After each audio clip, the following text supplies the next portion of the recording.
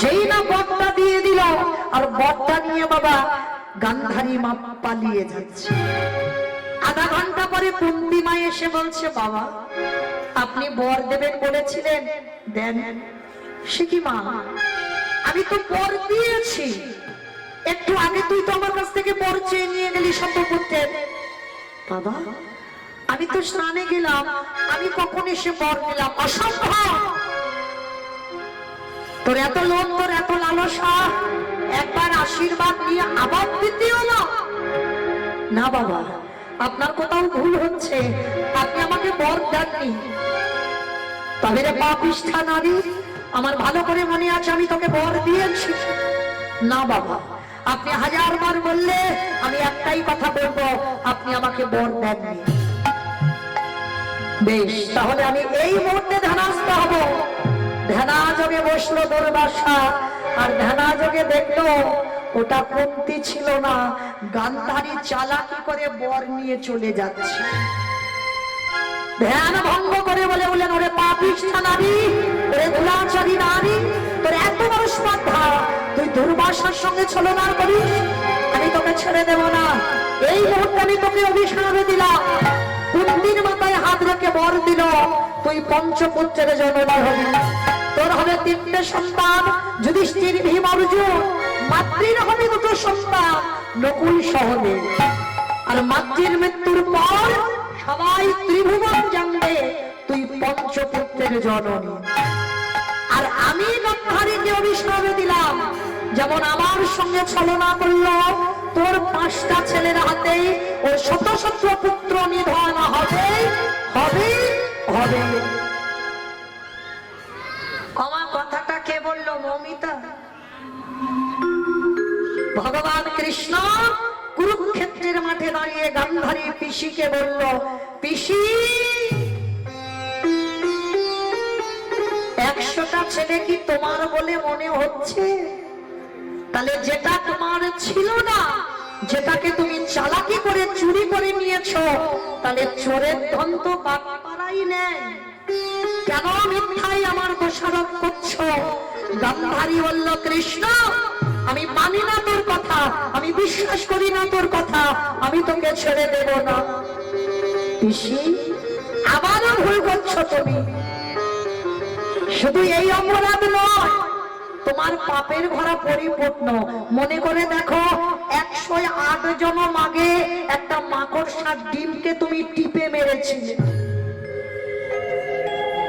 বাবা এই জায়গাটা একটু শুনে রাখো। ওই যে মাছ পিস পিস করে কেটে তেলে ভাজছো না, তাহলে কি হবে ভাবতে পারছো? গান্ধারী একটা মাকড়সার ডিমকে মেরেছিল, তার গতিটা কি হলো দেখো।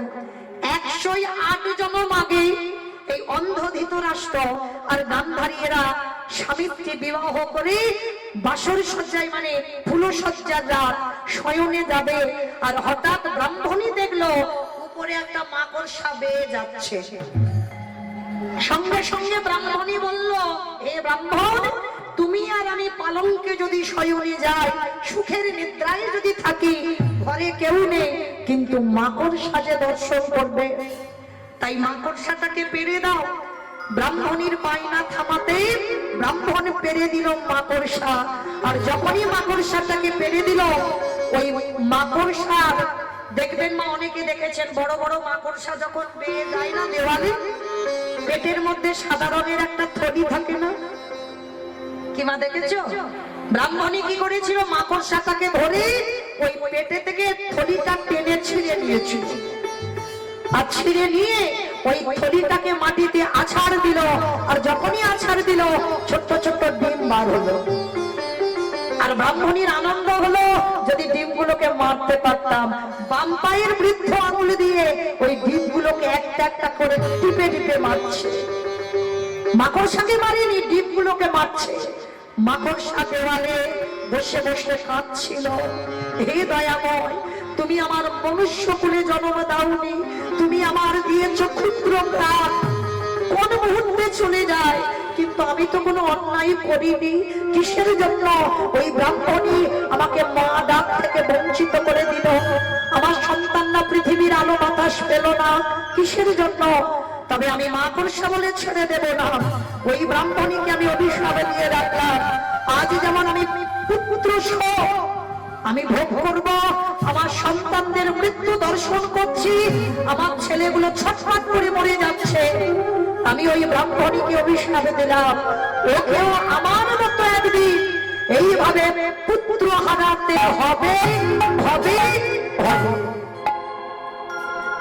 একটা মাকড়সা অভিশাপ দিল 108 জনম আগে। ভেবে দেখেন মা, আমরা মনে মনে করি এ জন্মে অপরাধ করলাম, হয়তো সামনের জন্মে হবে বা তারপরের জন্মে হবে, বলে না। যদি তোমার পূর্ণের ঘরা পূর্ণ থাকে, কিন্তু কর্ম ভোগ করতে হবে বাবা, কোনো না কোনো জন্মে। এই জন্মে হয়তো তুমি অনেক পূর্ণ সঞ্চয় করেছো, যার জন্য তুমি কষ্ট পাবে না। যে অন্যায় করবে সেই অপরাধ তোমাকে ভোগ করতে হবে হবে হবে। সেটা বাবা 110 বছর পরে হোক, 110 জন্ম পরে হোক, বা কোনো না কোনো জন্মে তোমাকে পাপের শাস্তি পেতেই হবে।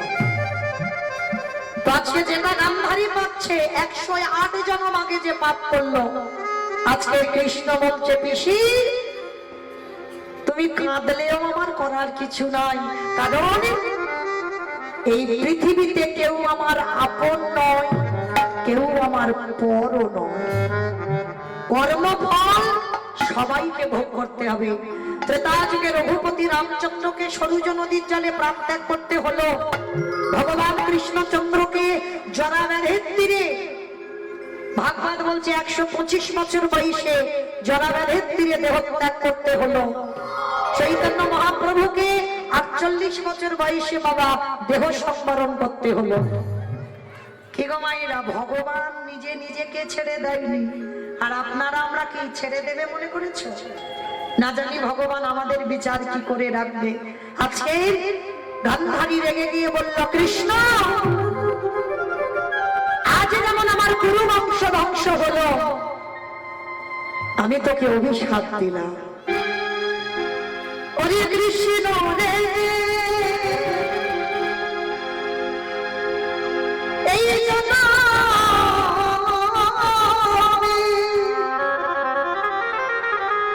এই জন্মে যেমন আমি পুত্র হারা বলে জ্বালা ভোগ করলাম, আমার চোখের সামনে একটা একটা করে পুত্র ছটফট করে চলে যাচ্ছে, আমার পুরো বংশটা ধ্বংস হলো। আমি তোর সত্যিকারীরে যদি ভালোবেসে থাকি, আমি যদি তোর পিসিমা হয়ে থাকি, আমি তোর অভিশাপ দিলাম, তোর 56 কোটি যদুবংশ ধ্বংস হবে। না বলো না,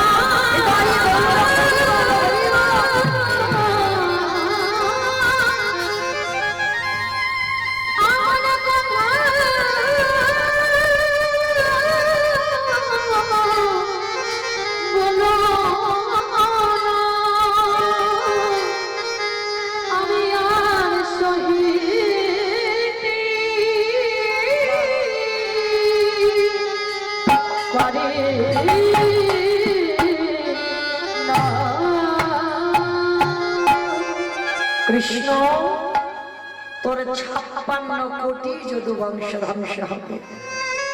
ও মায়েরা, এই পৃথিবীতে ভালো করে লক্ষ্য করে দেখেন, যত ঝামেলা যত চাপ আমার সব ভগবানের উপরে,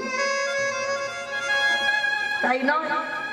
গোটা পৃথিবীর মানুষের দুঃখ জ্বালা যন্ত্রণা ব্যথা সবই তোমার ভগবানের চরণে অর্পণ করে।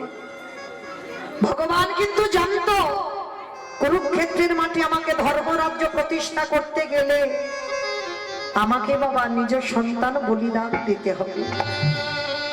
তাতেও আমার ভগবান পিছপা হয়নি, মাথা পেতে নিয়েছিল যে না জানি আমাকে কতজন অভিশাপ দেবে। ওই কুরুক্ষেত্রের মাঠে যেমন মায়েরা প্রত্যেকটা বিধবা নারী কৃষ্ণকে অভিশাপ দিল, আমাদের যে যন্ত্রণা তোমাকেও ওই যন্ত্রণা পেতে হবে। প্রত্যেকের অভিশাপ আমার ভগবান মাথা পেতে নিয়েছিল। তাহলে লক্ষ্য করে দেখেন মাইরা, এই যে আমরা বলি না যে ভগবান, কারণ নিজস্ব ব্যক্তিগত সম্পদ না। এইটা জীবনে ভুল ভাববেন না কোনোদিন। এই যে আমরা কীর্তনিয়ারা কীর্তন গাই মানে কি ভগবান শুধু আমাদের হয়ে গেছে? যদিও বা আপনাদের একটু হয়, কীর্তনিয়াদের মোটে নয়, এদের তো মোটেই নয়। তাহলে ভগবানকে যে ভালোবাসার মতো বসে, যে ডাকার মতো ডাকে, ভগবান তার ডাকার মতো ডাকলে তাকে।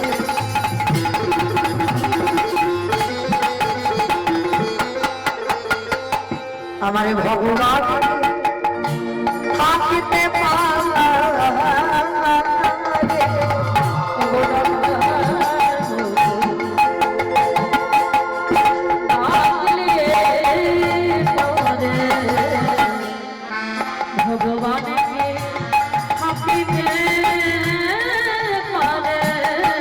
তোমাদের বিশ্বাস না হয় দেখে দেখো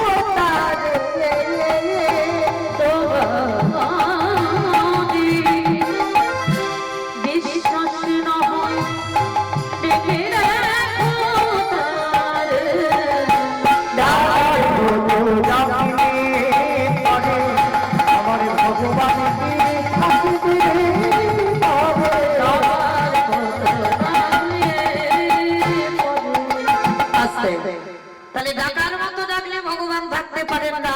তাই সেই চৈতন্য মহাপ্রভু নবদ্বীপের মাটিতে দাঁড়িয়ে এই কলির জীবকে উদ্ধার করবে বলে আজকের আমার ভগবান কি করছে জানো? রসে তনু ধন ধন সারা ধন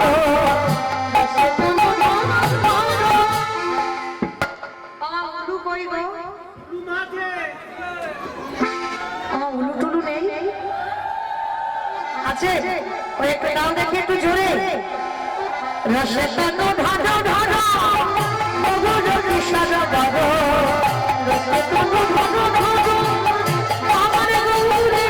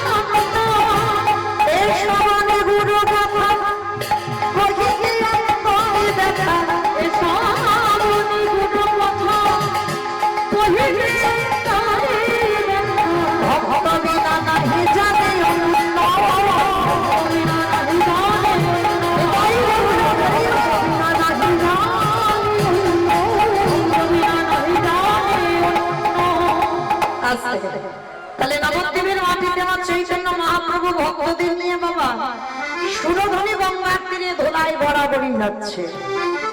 ও মায়েরা, যেটা আমরা পারি না সেটা বৃন্দাবনের ব্রজঙ্গনাগণ করেছিল।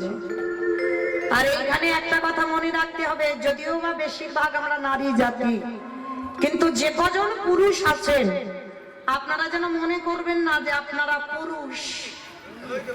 এইটা মনে রাখবেন, পুরুষ আপনারা নন, পুরুষ একজন আমার অনাদিরাদি গোবিন্দ।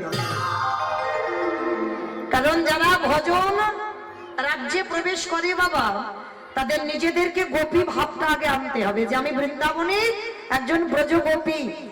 আর এই ভাব যদি তোমার মনের মধ্যে না আসে, তোমার কীর্তন শোনা বেকার, কীর্তন গাওয়া বিফল, সবটাই নষ্ট। তুমি যদি ভগবানের আন্নিতেও বসো, যদি আসনে বসো না, তোমাকে মনে করতে হবে আমি বৃন্দাবনে একজন ব্রজগোপী।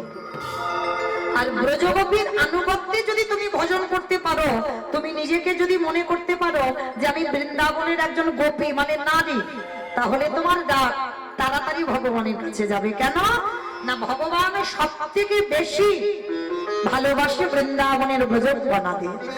কেন? যাদের ভালোবাসায় কোনো স্বার্থ ছিল না। বৃন্দাবনের ব্রজগোপীরা বলেনি কোনোদিন কৃষ্ণ ছেলের পরীক্ষার রেজাল্ট যেন ভালো হয়। বৃন্দাবনের ব্রজগোপীরা বলেনি কোনোদিন যে যেন আমার ছেলের একটা চাকরি হয়। তাদের একটাই সুখ ছিল, কৃষ্ণের সুখে সুখ। কারণ তার প্রমাণ আছে না, সেই যখন গোবিন্দের মাথা ব্যথা হলো, শিরোপীড়া, মানে এত মাথার যন্ত্রণা না, পৃথিবীর যত ওষুধপত্র ওঝা বৈদ্য কবিরাজ কেউ ভালো করতে পারেনি। ভগবান চালাকি করে নারদকে বলেছিল, নারদ ভালো তখন হবে যদি তুমি ব্রজগোপীদের পদধূলা এনে দিতে পারো। নারদ বলেছিল অসম্ভব, ঠাকুর কেউ দেবে না পাদ ধুলা তোমার মাথায়। বলে দেখো না নারদ, যদি না দেয় তো আমি যন্ত্রণায় মরে যাব, কিন্তু যদি কোথাও পাও। ত্রিভুবন ঘুরছে নারদ, কেউ দিচ্ছে না পাদ ধুলা। ভালো করে দেখেন যে নারদ এত বড় ভক্ত, নারদ কি পেরেছিল তার পাদ ধুলাটা নিয়ে ভগবানের মাথায় লাগিয়ে দিতে? পারেনি। কেন? ভয়, ভয় লেগেছিল যদি আমার পাদ ধুলা ভগবানের মাথায় লাগে তাহলে পাপ হবে।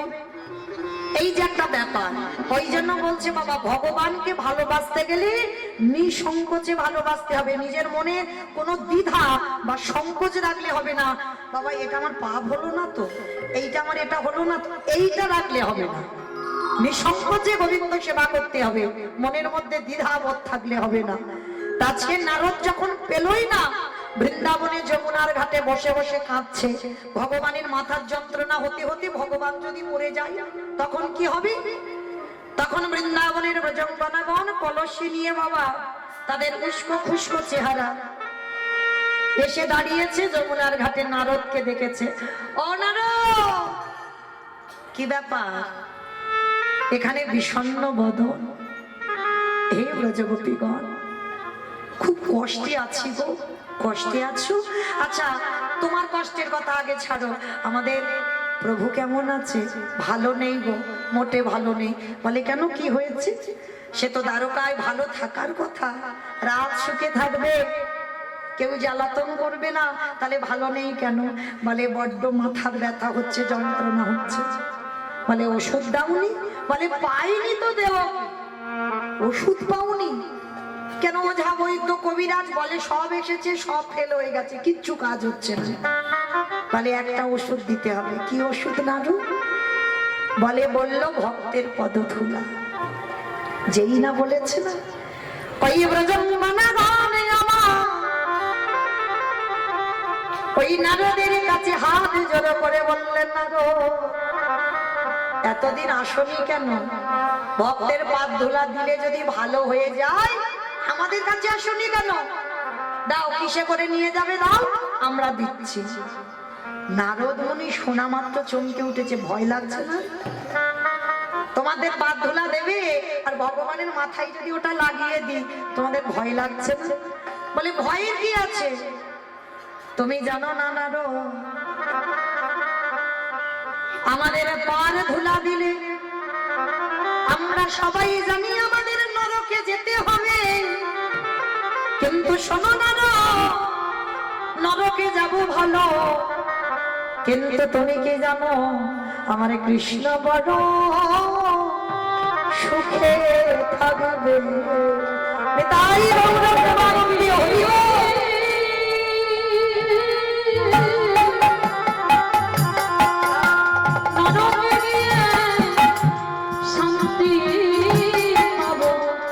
আমাদের কৃষ্ণ বড়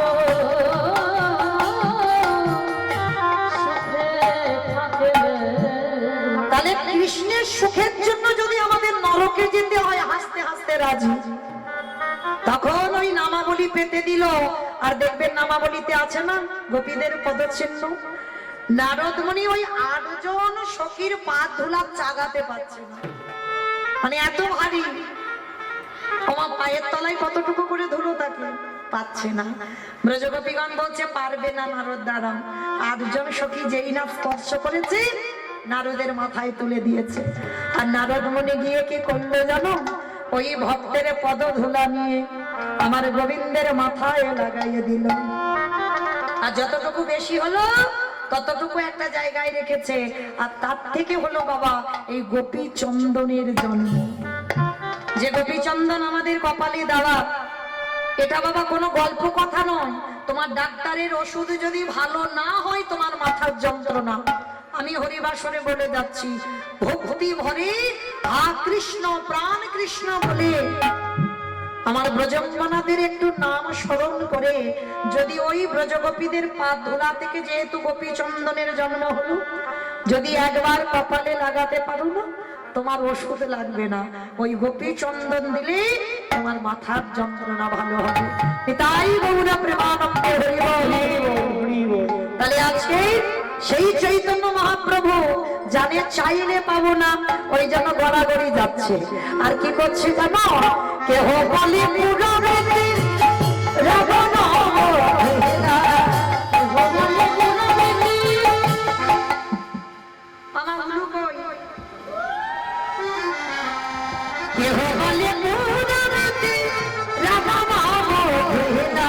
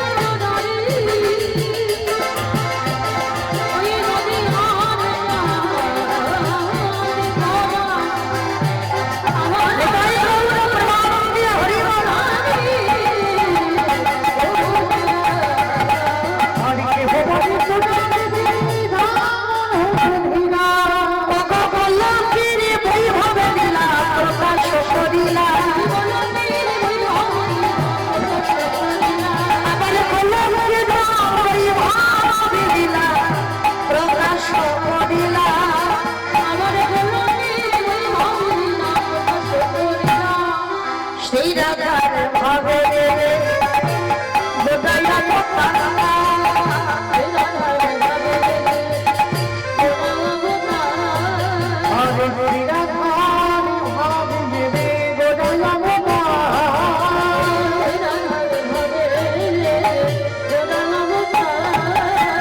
হরে কৃষ্ণ নামে বহু কদিলা কাছা,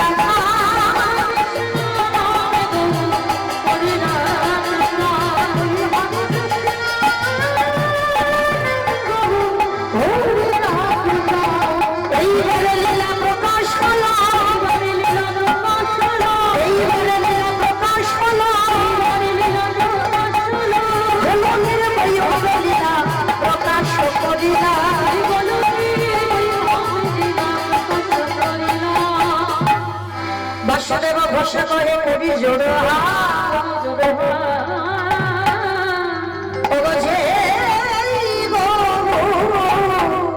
সেই কৃষ্ণ সেই তো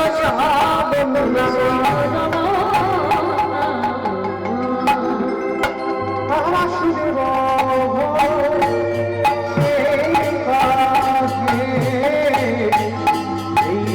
বিনা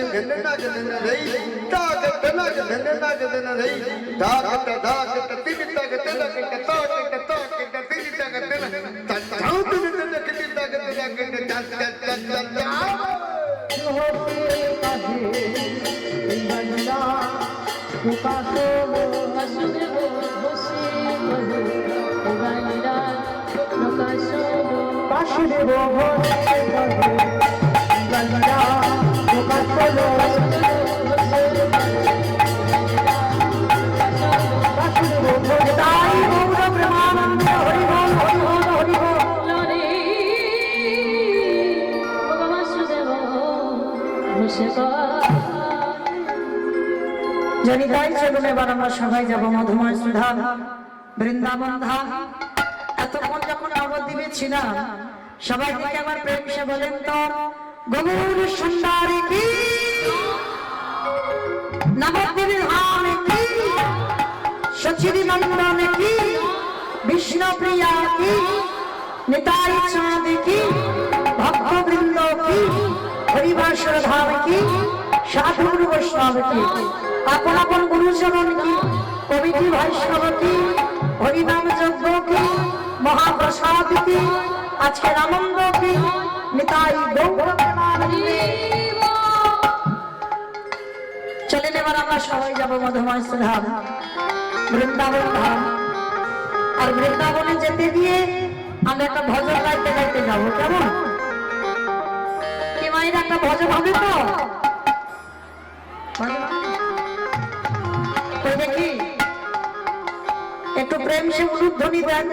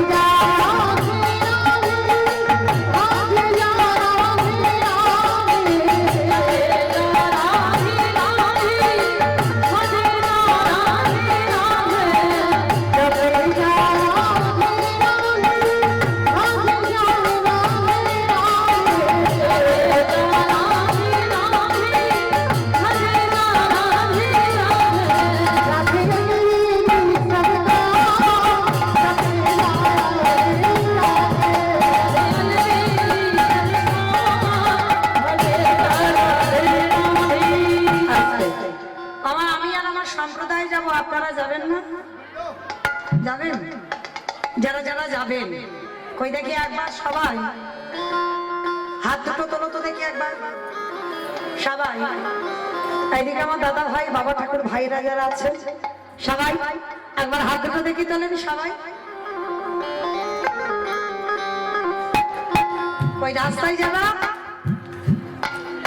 ওই হাত আসেনি সবাই একসঙ্গে সব ধসে যাচ্ছে, কেন ধসে গেলে হবে না তো? তলে দেখি সবাই একসঙ্গে তালে তালি করো, তালি কেমন?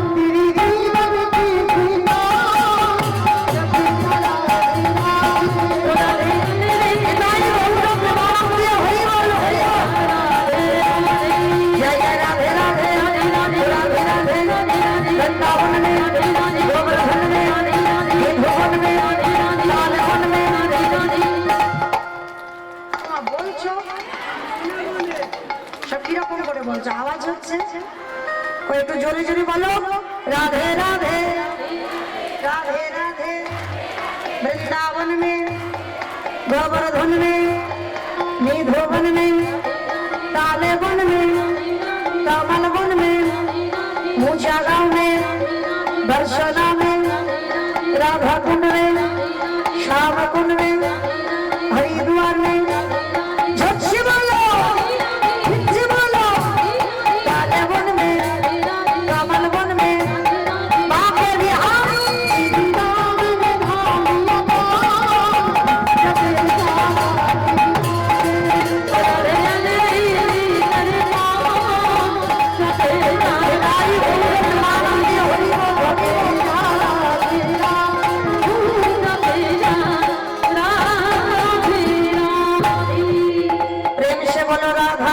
কি আমার জয়টা ঠিক হলো না। এই জায়গাটার নাম কি? আড্ডিরাবাদ, তাই তো? আচ্ছা, তোমাদের এই আড্ডিরাবাদে শাশুড়ি বৌমাতে ঝগড়া টগড়া হয় না? হয় না? দাদা ভাইরা বলছে হয় না। হয়? বেশ, মায়েরা বলছে হয়। আচ্ছা ঠিক আছে, এখানে নয়, আপনাদের এই সোনারপুর এলাকায় একটু কম হয়, আমার ডায়মন্ড হারবার এলাকায় বেশি হয়। কেমন? তো কিন্তু হয়, হয়, কেউ বলতে পারবে না যে হয় না, কম বেশি হয়। আচ্ছা, ওই শাশুড়ি বৌমাতে ঝগড়া হলে যে গলাটা বার হয়, সেই গলাটা একটু বের করো তো দেখি, একটু জোরে বলো। কেমন? বলো রাধা রানী কি। তার মানে হয়। বৃন্দাবনেশ্বরী কি, যমুনা মাইয়া কি, নন্দ গাম কি, উচ্চারাম কি, দর্শনম কি, ভক্তবৃন্দ কি, হরিবাসর ধাম কি, সাধুগুরু বৈষ্ণবের কি, আপন আপন গুরুচরণ কি, নিতাই গৌর প্রেমানন্দে জনাধে। এবার আপনাদের কাছে আমার একটা বিনীত নিবেদন, আমার এসে শোনা, আমার অনেক দিদি ভাইরা, মায়েরা, বোনেরা মাধুকরী করে ভিক্ষা করে এই হরি নাম যজ্ঞের আয়োজন করেছেন। তো তাদের উদ্দেশ্যে আপনাদের কাছে আমার নিবেদন, তারা আপনাদের কাছে যাবেন আজকে কারার মতো, শেষ তো আবার 1 বছর পর। আর এই 1 বছরের মধ্যে মা কে থাকবো আর কে যাব, এই গ্যারান্টিটা তো আমরা কেউ দিতে পারি না। তাহলে এবছর এই যে দামোদর ব্রতর মাস আমাদের শেষ সংক্রান্তি, তো সেহেতু আপনাদের কাছে আমার দিদি ভাইরা বা মায়েরা যাবেন, যার যেমন সামর্থ্য, যার যেমন ক্ষমতা আছে, আপনারা ওদের আঁচলে একটু দান করবেন। আপনাদের ওই দান একদিন যেন পরপারের দান হয়ে দাঁড়ায়। কারণ এখানে জমা দিলে মা নমিনও লাগে না, ব্যাংকে জমালে নমিনও লাগে, কিন্তু এখানে নমিনও লাগে না। তোমার ভগবান শেষের দিনে নমিনও হয়ে দাঁড়ায়। তো আমি আশা করব এতজন ভক্ত যারা দাঁড়িয়ে আছেন, বসে আছেন, সবার কাছে আমার প্রার্থনা, আমার দিদি ভাইরা যাবেন প্রত্যেকের কাছে ভিখারির মতো আঁচল পেতে, যার যেমন ক্ষমতা আছে। তবে মা চেষ্টা করো ওই যেন ঝনঝন আওয়াজটা না হয়, এইটা একটু দেখে দেবে। কেমন? একটু বেশি বেশি ব্যবস্থা করো, কারণ ঝনঝন আওয়াজ হলে এখানে আওয়াজ আসবে, কীর্তনে ব্যাঘাত হবে। তো এই জন্য একটু বড় বড় ব্যবস্থা করবে। কেমন? তো প্রত্যেকের কাছে যাবেন, বাবা কেউ গন্ডগোল করবেন না বা চেঁচামেচি করবেন না, সবার কাছে যাবেন। যে তাড়াতাড়ি করে দিতে হবে এরকম নয়, সবার কাছে যাবেন। আর রাস্তার উপরে যারা আছো, তোমাদের কিন্তু ছাড় নেই, তোমাদের কাছেও যাবে। তো যাই হোক, তো আমার দিদি ভাইরা যাচ্ছেন, হরি বল। একজন একজন গেলে ভালো হতো, ওরকম করে না ধরে একজন একজন করে যান। ও তো এক জায়গায় হয়ে যাচ্ছে, একজন একজন করে যান। আর 2-4 জনকে বলেন, 2 জন হলে হবে না, অনেকক্ষণ গন্ডগোল হয়ে যাবে। আর 2 জনকে বলেন, যে যারা একা একা ভিক্ষা করে, ওই 2 জন আঁচল পেতে নয়, একা একা যান। যাই হোক মায়েরা, কথা নয়, দান দেবেন, কিন্তু ধ্যানটা যেন কীর্তনে থাকে। কেমন? নিস্তব্ধ ভাবে আস্বাদন করবেন, কারণ গন্ডগোল ভাবে কোনো কিছুতে কিছু দিতেও নেই আর আস্বাদনও করা যায় না। তো যাই হোক, আজকে আমরা বৃন্দাবনে গিয়ে আস্বাদন করব, যেহেতু আমার আদেশ দেওয়া হলো, আজ আস্বাদন হবে কৃষ্ণ সখা সুদামা। আজকে সুদামার চরিত্র আমরা শ্রবণ করব, আমার কমিটি দাদা ভাইদের আদেশ শিরোধার্য করে। তো চলেন, আজকের এই যে সুদামা,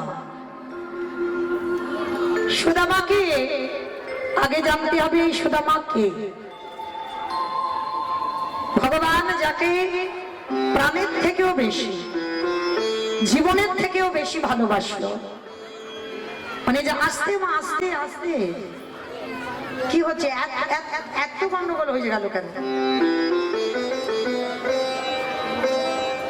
ভিক্ষা করছেন, করেন, গন্ডগোল করে নয়। এই সুদামা যে আমার কৃষ্ণের প্রাণ, কৃষ্ণের জীবন, মানে সুদামার অঙ্গের আঘাত আমার কৃষ্ণের অঙ্গে লাগে, তাহলে কত বড় বন্ধু। কিন্তু এই বন্ধুটাকে কি তার পরিচয়, যার জন্য ভগবানের এত ত্যাগ, আজকে আমরা জানবো। এই সুদামা ছিল মাত্র তা যুগে ভরত ভাই, এই ত্রেতা যুগে ভরত ভাই। একটা কথা মনে রাখবে বাবা, সবাই আমরা বেশিরভাগ ভক্তরা জানি আমার রামকে বেশি লক্ষণ ভালোবাসে। কেন না, রাম 14 বছর বনবাসী হলো, তার সঙ্গে সঙ্গে লক্ষণও 14 বছর বনবাসে গেল। তাহলে এরকম ভাই জগতে বড় দুর্লভ। তাহলে রামকে সব থেকে লক্ষণ বেশি ভালোবাসে, কিন্তু মা লক্ষণ বেশি ভালোবাসে না, লক্ষণের থেকে হাজার গুণে বেশি আমার ভরত ভাই ভালোবাসে। এই ভরত ভাইয়ের প্রেমটা কেমন জানো, ভরতের ভালোবাসাটা কেমন। এখানে বাবা যদি কেউ ভাইয়ে ভাইয়ে লড়াই চলে, ভাইয়ে ভাইয়ে বিচ্ছেদ হয়, ভাইয়ে ভাইয়ে এতটুকু জায়গা জমি নিয়ে যদি লাঠালাঠি হয়, আমার এই কথাটা শ্রবণ করার পর আমার বিশ্বাস অবশ্যই তার চেতনা ফিরবে। ভাই যদি হতে হয় এরকম ভাই হয়, তবে জড়জগতে বাবা হঠাৎই হয় না এরকম ভাই। এখন তো জড়জগতে বাবা একটুখানি জায়গার জন্য লাঠালাঠি হয়, খুনোখুনি হয়, মারামারি হয়। শুধু খুনোখুনি মারামারি নয়, একেবারে থানা পুলিশও হয়, মামলা পর্যন্ত চলে ভাই ভাই। শুধু মামলা চলে না বাবা, পাঁচিল তুলে দেওয়া হয়, আরেক ভাইয়ের মুখ দেখতে চায় না। কিন্তু এদের ভাই বলে না, এদের কোনোদিন ভাই বলে না। ভাই তো তাদেরকে বলবে। এই ভরতের চরিত্র শ্রবণ করে এই ভরত ভাই যে কিনা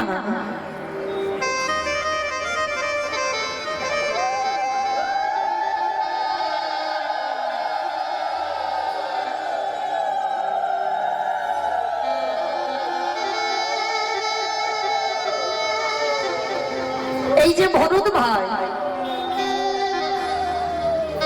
যে কিনা রামকে এতটাই ভালোবাসতো, কিন্তু মা রাম যখন বনবাসী হয় তখন বলেন তো ভরত কোথায় ছিল? ভরত কোথায় ছিল? মামার বাড়ি। বেশ, মামার বাড়ি ছিল। আর মামার বাড়ি থেকে ফিরে এসে যখন জিজ্ঞেস করলো মন্থরা, মানে কইকেয়ী মার দাসী, মন্থরা আমার জ্যেষ্ঠ দাদা কোথায়? মন্থরা এক বাক্যে বলেছিল, সে পিতৃসত্য পালনার্থে কইকেয়ী মার কথা রাখতে বনবাস। যখনই বলল কইকেয়ী মার কথা রাখতে বনবাস, ভরতের মাথায় যেন বিনা মেঘে বজ্রাঘাত করল। পাগলের মতো ভরত ছুটে গেল বনবাস। রামচন্দ্র যেখানে দাঁড়িয়ে আছে বাবা, রামচন্দ্রকে দেখে ষষ্ঠাঙ্গে দণ্ডবাদ প্রণাম। রামচন্দ্র দেখে বলেছিল, ভাই তুই কি বাড়িতে খবর পাসনি? 14 বছর না হলে তো আমি অযোধ্যায় ফিরব না, তাই তুই চলে যা। কেন এসেছিস? আর তুই বললে তো আমি যেতে পারবো না অযোধ্যায়। কথাটা শোনার পরে ভরত বলছে, দাদা যে মার কথা রাখতে বনবাসী হয়, যে বাবার কথা রাখতে বনবাসী হয়, সে কি কোনোদিন একটা ভাইয়ের কথা শুনে অযোধ্যায়?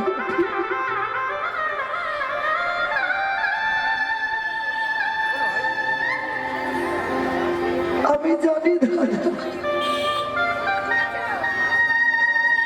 পিতৃসত্য পালনে যে বনবাস হয়, সে কোনোদিন একটা ভাইয়ের কথা শুনে অযোধ্যায় ফিরে না। তা ফিরবো না তুই জানিস, তা আমার কাছে এলি কেন? দাদা তোমাকে দুটো প্রশ্ন করতে। আমার মা যে বাবার কাছে দুটো বর চেয়েছিল, ওই দুটো বরের মধ্যে কোন বরটা আগে চেয়েছিল? কি মায়েরা আপনারাই বলেন, কোন বর আগে চেয়েছিল? রাম বনে যা না ভরত রাজা হোক?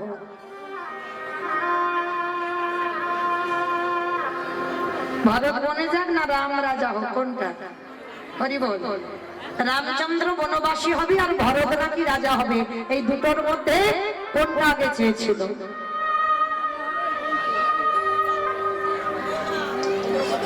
না, আগে বলেছিল আমার ভরতে যেন রাজা হয়, তারপরে বলেছিল রাম যেন বনে যায়। যার জন্য তো ওই জায়গাটাই ধরল, বলেছিল উত্তর দাও। আমার মা যে বলল যে ভরত রাজা হোক তারপরে রাম বনে যা, তাহলে আমি মামার বাড়ি থেকে ফিরলাম না, আমি রাজা হলাম না, তুমি পালিয়ে এলে কেন? দাদা, তুমি জগৎকে বোঝাতে পারো ভুল, কিন্তু তোমার ভরত ভাইকে নয়। তোমার ভরত ভাইকে তুমি ভুল বোঝাতে পারো না, কারণ আমি জানি আমি মামার বাড়ি থেকে ফিরে আমি যদি রাজা হই, আমি আদেশ দিতাম কেউ বনবাসে যাবে না।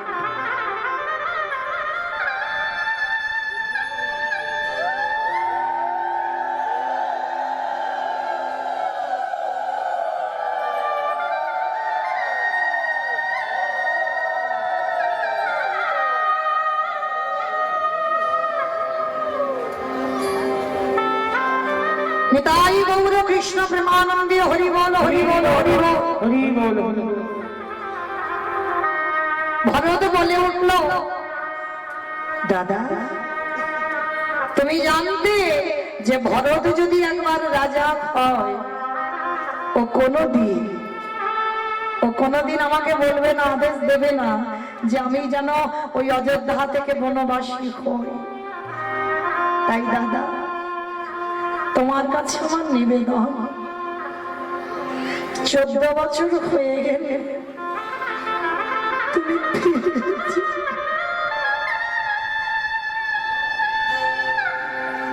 14 বছর হয়ে গেলে তুমি ফিরে যেও। আর 14 বছর পরে যদি একবেলা বয়ে যায়, গিয়ে দেখবে তোমার ভরতের মরা দেহটা পড়ে আছে।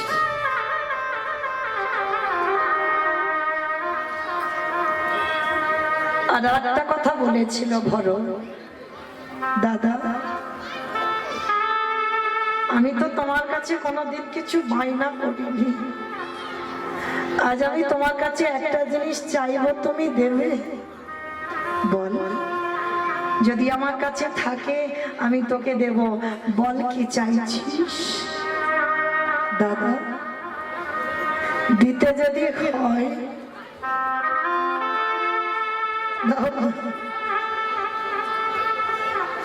দাও না দাদা, তোমার ওই দুটো চরণের খড়গ জোড়া, কারণ যে জায়গাটা তোমার জায়গা, সে জায়গাতে আমি কোনো দিন বসতে পারবো না দাদা।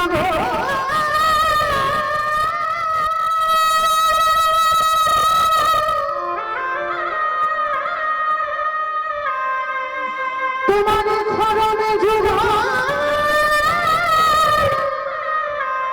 তুমি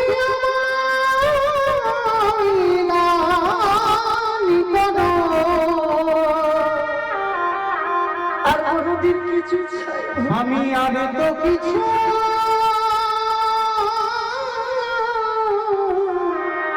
চাই না।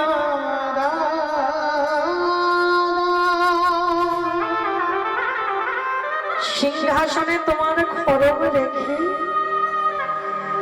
আর আমি ধুলার পরে বসে তোমার ওই খড়গ যুগল আমি সেবা করব। সেদিন আমার রামচন্দ্র কেঁদে বলল, ভাই রে আজ আমি তোরে দাদা, তুই আমার ভাই বলি বটে, কিন্তু রামচন্দ্র বলছে আমি তো আমার মার জন্য বনবাস নয়, বাবার জন্য বনবাস নয়, বনবাস আমি আমার কাজের জন্য হয়েছি। কিন্তু তুই প্রতিবাদ করতে পারলি না। কথা দিলাম আমি 14টা বছর আমার খরচ যে তুই সেবা করবি, এর পরের জন্মে তুই হবি আমার সুদামা বন্ধু। হবি ভাই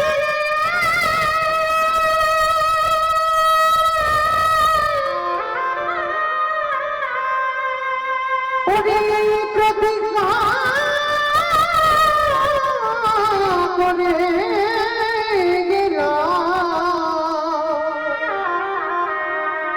পর জনমে তুই আমার বন্ধু হয়ে আসে, পরের জনমে তুই হবি আমার বন্ধু সুদামা। সেদিন আমি ব্রজেন্দ্র নন্দন কৃষ্ণ হব, সেদিন আর ভাই ভাই নয়, যেদিন তুই সুদামা হবি, যেদিন আমি কৃষ্ণ হব, যেদিনে দ্বারকায় তুই যাবি আমার কাছে। আমি কথা দিলাম এই যে 14 বছর আমি রামচন্দ্র আমার খরম তুই সেবা করলি, আমি তোর কাছে ঋণী হয়ে গেলাম। যেদিন সুদামা হয়ে দ্বারকায় যাবি, কথা দিলাম আমি নিজের হাতে তোর চরণ যুগল ধোবাবো। শুধু ধোবাবো না, তোর চরণ যুগলের চরণ ধোবন্ত করা যায়। আমি তোর বন্ধু কৃষ্ণ হয়ে পান করি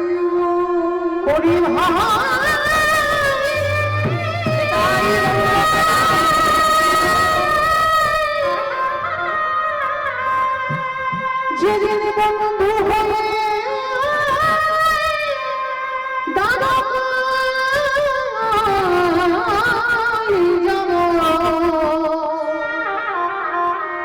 সেদিন সকলের নিয়মে পরিশোধ করে কথা দিলাম সেদিন আমি তোর ঋণ শোধ করে দেব। সেই ভরত ভাই আজকে দাপরেতে কৃষ্ণ অবতারে সুদামা বন্ধু হয়েছে। তো আজকের বন্ধুরা সবাই গেছে মা গোষ্ঠে গোচরণ করবে, খেলা খেলবে। কি খেলা হবে না? বিনোদ খেলা। আমার বিনোদ খেলার কথা অর্থ হচ্ছে নূতন। ভগবান আজকের একটা নতুন খেলা খেলবে। কি খেলা না? কাঁধে চড়া আর কাঁধে করা। কে কাঁধে চড়বে আর কে কাঁধে করবে?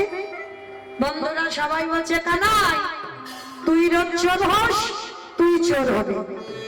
আমার গোবিন্দ বলছে না, রোজ রোজ আমি চোর হই, কিন্তু আজকে চোর হব না। আজকে তোদের মধ্যে একজন কেউ চোর হ না বন্ধু।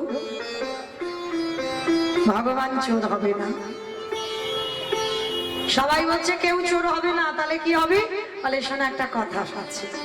কি কথা না? শোন, যতজন বন্ধু আছে ততগুলো পাতা আনবো, আর তার ভিতরে একটা পাতা ছিদ্র করে দেব, আর ওই ছেঁড়া পাতাটা যার ভাগ্যে পড়বে সেই হবে আজকের খেলায় চোর।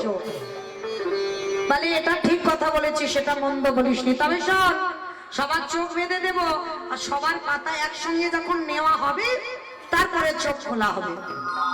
বলে তাই হবে। সমস্ত বন্ধুদের চোখ বেঁধে দিল। এইবার একে একে বন্ধুরা পাতা নিল। সমস্ত বন্ধুরা যখন পাতা নিল না, এইবার সবাই কৃষ্ণকে বল জায়গা নাই, এবার তোর চোখটা বেঁধে দি। কৃষ্ণের চোখ শক্ত করে বেঁধে দিল, আর শক্ত করে বেঁধে দিয়ে এইবার কৃষ্ণ পাতাটা তুলছে। সবার তো নেওয়া হয়ে গেছে, কৃষ্ণ শেষে পাতাটা। সবার পাতা যখন নেওয়া হয়ে গেল, নে এবার সবাই চোখ খোল।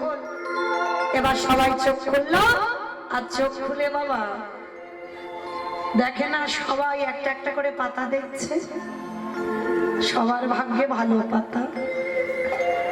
আর যে বলেছিল আজকের খেলায় চোর হবে না, তার ভাগ্যেই ছেঁড়া পাতা পড়েছে।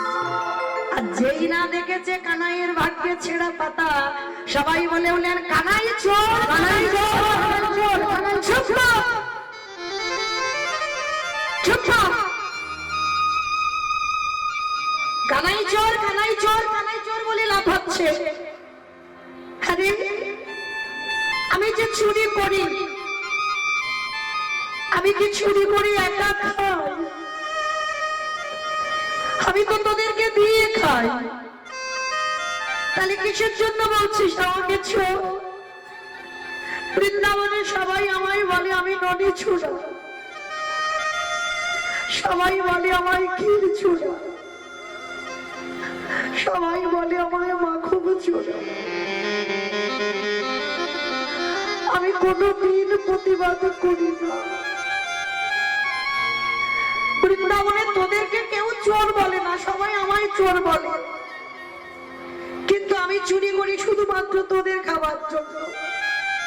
কারণ আমার মা তো নবলক্ষ ধেনু দহন করে ক্ষীর ননি রাখে, আমার তো কিছু অসুবিধা নেই খাবার, শুধু তোদের জন্য চুরি করি। আর আজকের একটু খেলায় চোর হয়েছে বলে চোর চোর বলে চেঁচাচ্ছে। ঠিক আছে, আমার কাঁধে চড়বি তো? আয়, কি আমার কাঁধে উঠবি? আগে আয়। এই জায়গাটা ভালো করে বুঝবেন বাবা, আমার ভগবান তো বলেছিল আজকের খেলায় চোর হবে না। তাহলে ভগবানের ইচ্ছাতে যদি জগৎ চলে, তিনি যদি ইচ্ছাময় হয়, তিনি যদি কৃপাময় হয়, বিশ্ব ব্রহ্মাণ্ড যদি যার ইঙ্গিতে চলে, সেই ভগবান কি পারলে পারত না যে আজকের খেলায় আমি চোর হব না? ওই ছেঁড়া পাতাটা কারোর ভাগে দিয়ে দিতে পারত না বাবা? খুব পারত, তাহলে দিল না কেন? ভগবান আজকে এক কাজে দুটো কাজ করে নেবে। কিরকম? খেলা খেলা হবে, আর ওর ভিতরে আর একটা কাজ হবে। কি কাজ জানো? ভক্তরে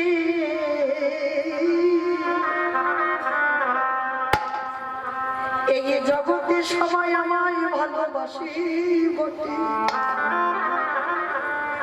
সবাই আমার চরণ ধুলা নাই বটে, কিন্তু ভক্তরে আমার মনের বড় বাসনা, আমি ভক্ত চরণ ধুলা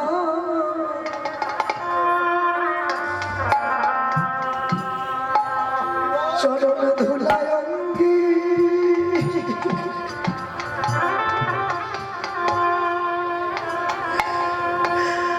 অঙ্গে মাখি। আমি এই প্রতিজ্ঞা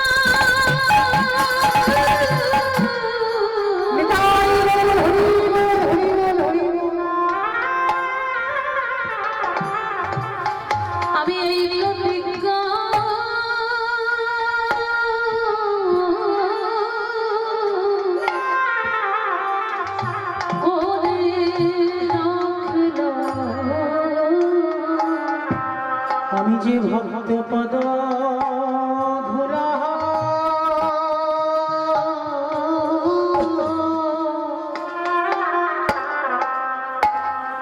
ধুলাই অঙ্গে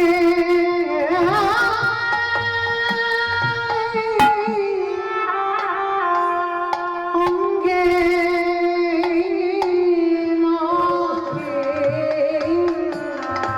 আমি যে ভক্ত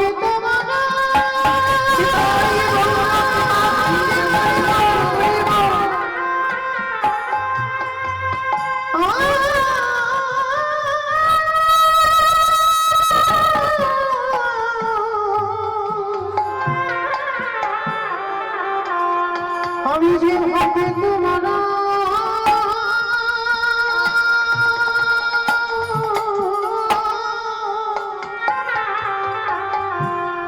বড়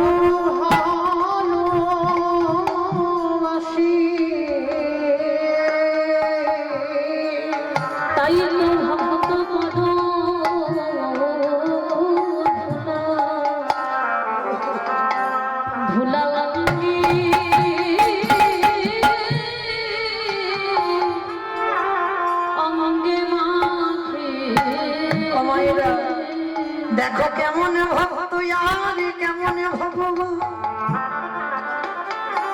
ওই ভক্ত পদ ধুলাই অঙ্গে মাগে বারে লাগি ওই ভক্ত পদ ধুলাকে মাগে লাগি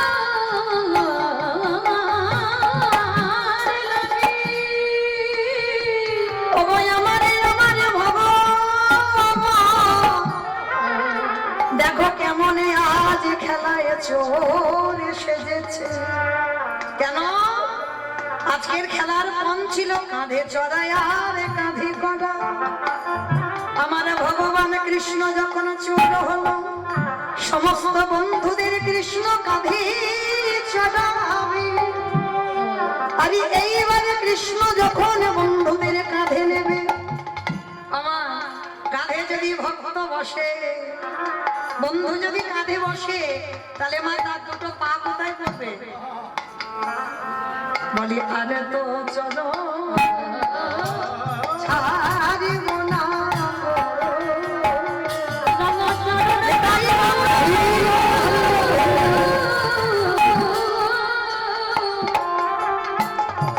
ওই রাঙা চরণ যখন এই তরিদের পড়েছে আমি আর তো চরণে ছাড়ে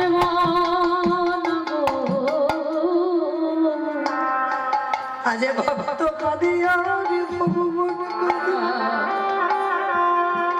ভগবানে যেই না বন্ধুদের চরণ যুগল হৃদয়ে ধারণ করিল চরণে যুগলে হৃদয়ে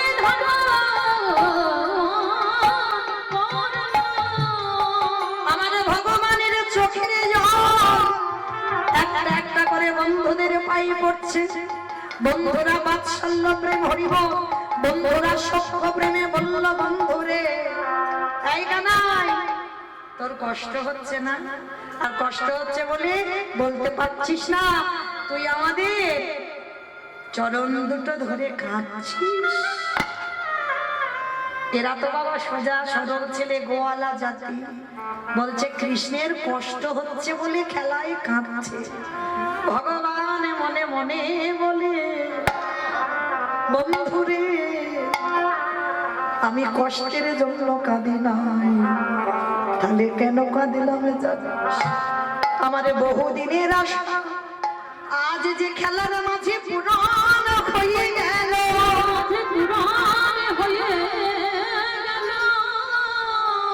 আমি অনেক দিনে ধরে মনে মনে ভাবলাম একদিন আমি ভক্ত চরণ হৃদয়ে ধরে কাঁদেব তাই সেই আশায় আজ আমার পূরণ হলো তাই তো বন্ধুরে তোদের চরণ ধরে আমি কেঁদে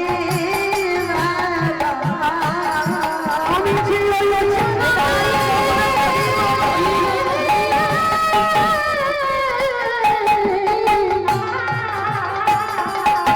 আমি যে ওই চরণে বড়ই অভিলাষী তাই তো চরণ ধরে আমি কেঁদে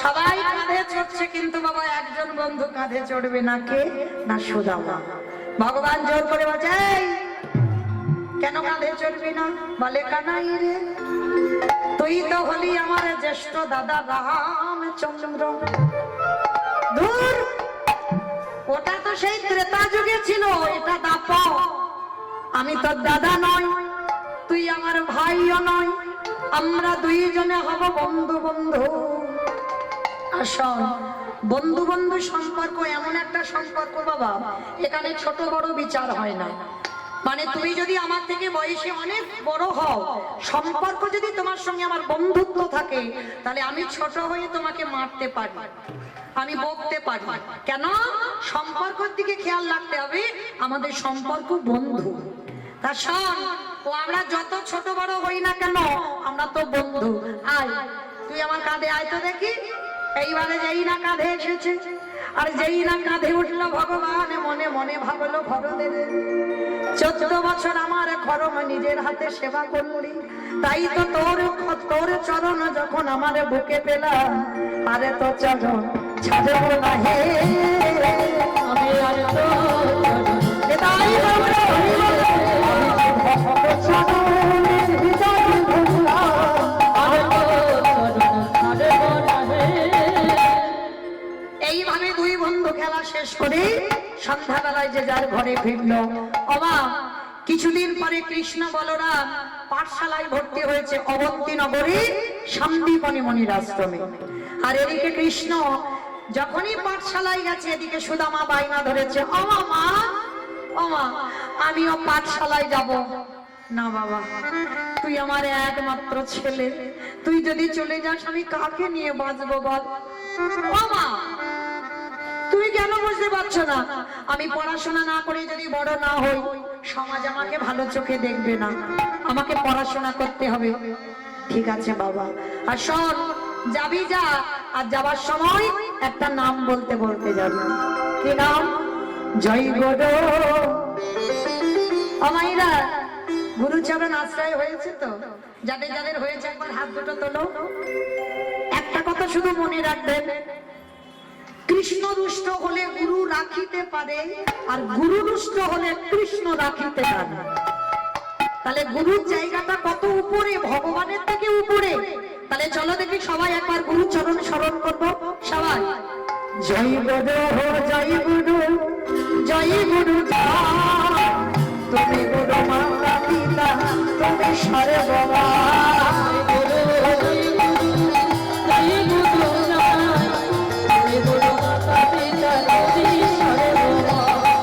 যেই নাম শ্রীকৃষ্ণ আগে নিষ্ঠা করে, নাম যত চিতে আসে আপন সিংহ। জয় গুরু জয় গুরু জয় গুরু জয়, তুমি গুরু মাতা পিতা তুমি সর্বমা। জয় গুরু জয় গুরু জয় গুরু জয়, তুমি গুরু মাতা পিতা তুমি সর্বমা। সত্যতে লাগায় তারপরে শ্রীকৃষ্ণ বলিতে ভগবান,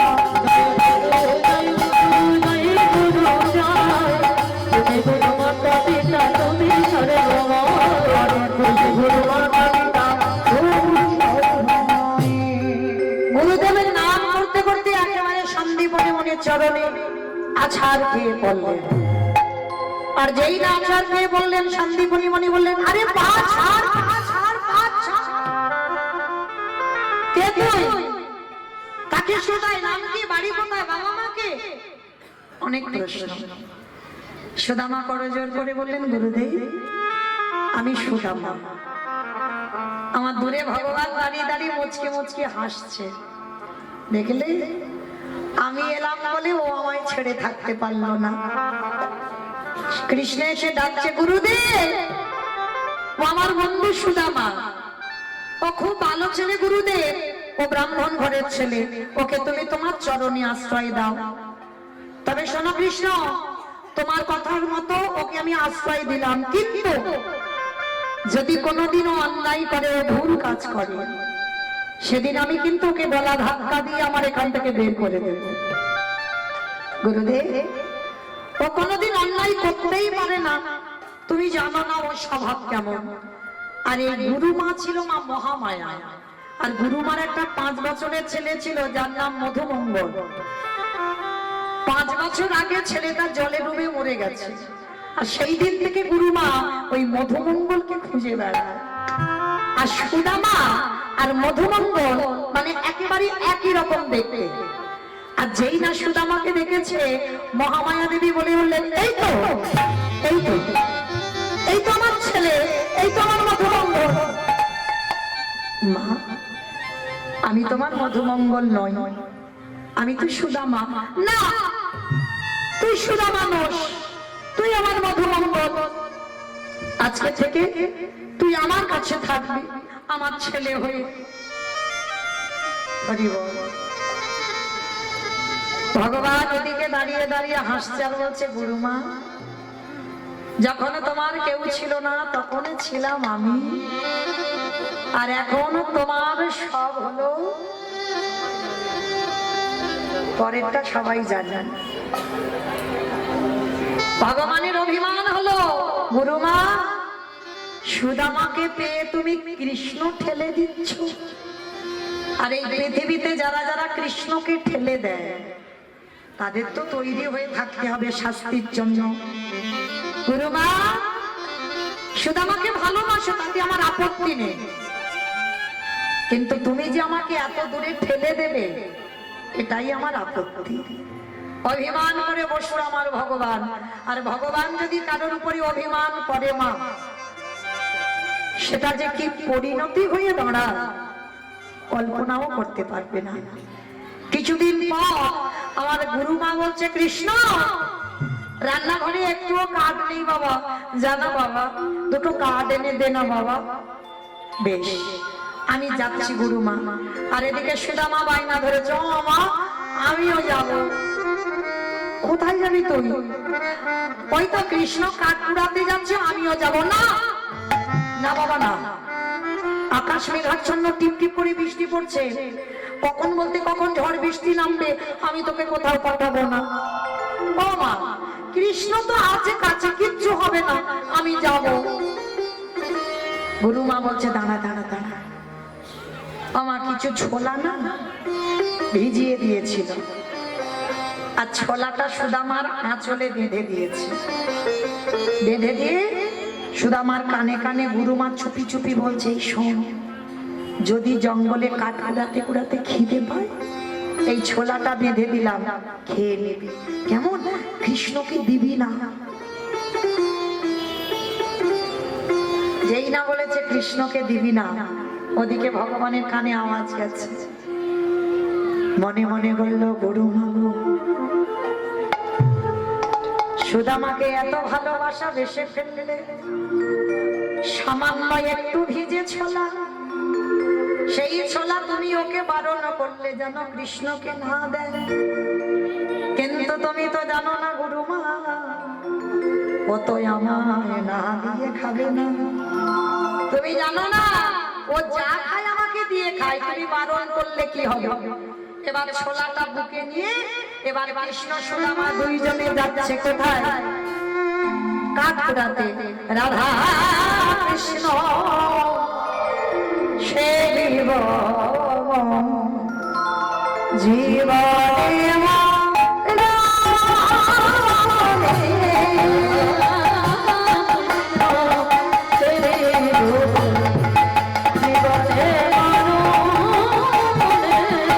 রাধা কৃষ্ণ জীবনে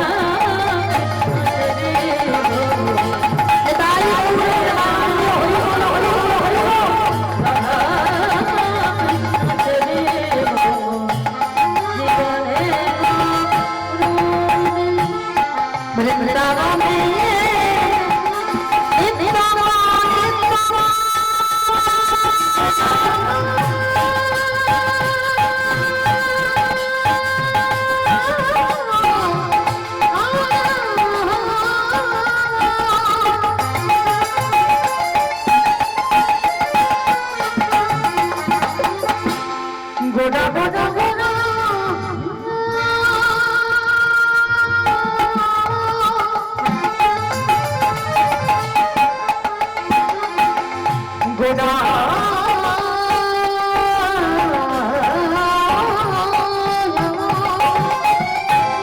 গোনা